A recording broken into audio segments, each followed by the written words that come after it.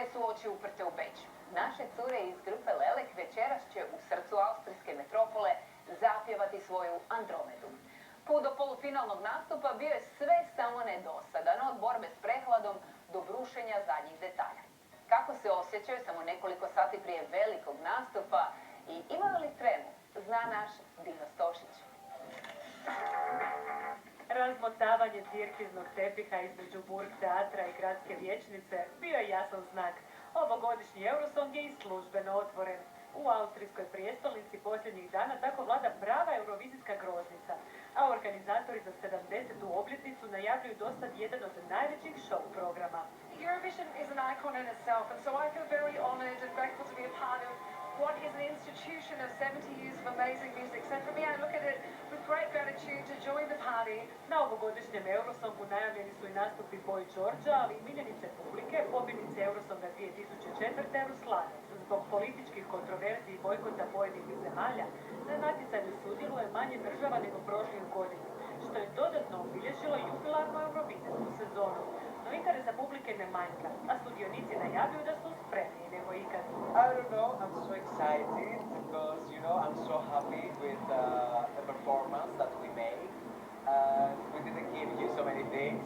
We keep it as a surprise, but you're gonna see a lot of things, lot of magic and energy on stage. And I can't wait to show you what we're working for all these months.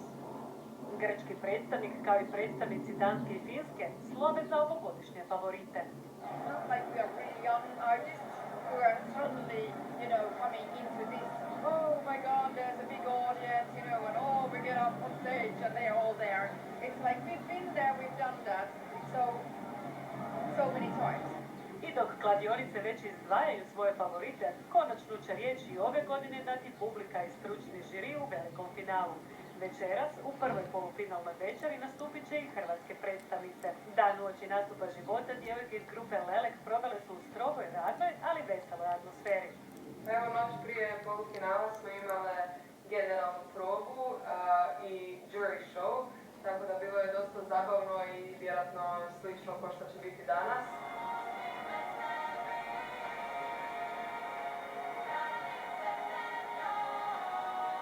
Iako odbrojavaju posljednje sate do izlaska pred eurovizijsku publiku, pritisak, barem zasad, ne osjećaju.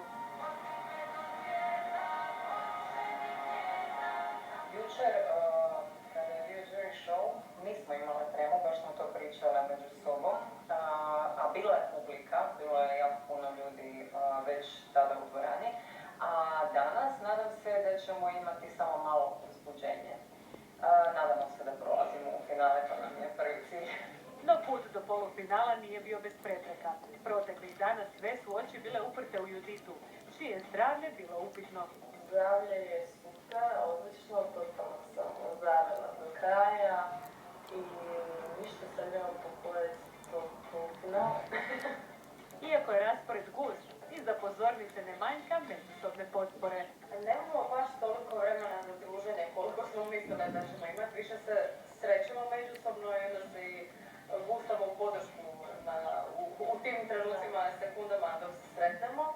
I međusobno si uvijek poručimo da uživamo, da budemo jedni s drugima i ništa, samo da nastavimo na putu do pozornice ili do garderobe. Rivalstva nema, jer u glazbi su, kaže, svi na istoj strani. Nikog ne smatramo konkurencijom, jer smo svi nekako tu kolege glazbenici koji predstavljaju svoju državu na ovom natjecanju, ali smatramo da ima jako puno dobrih pjesama i da su svi došli pokazati najbolje što mogu. Nama ne preostaje ništa drugo nego poželjeti im da večeras ostave srce na pozornici i zabljesnu onako kako samo one znaju. Cure, sretno! Cijela Hrvatska navija za vas!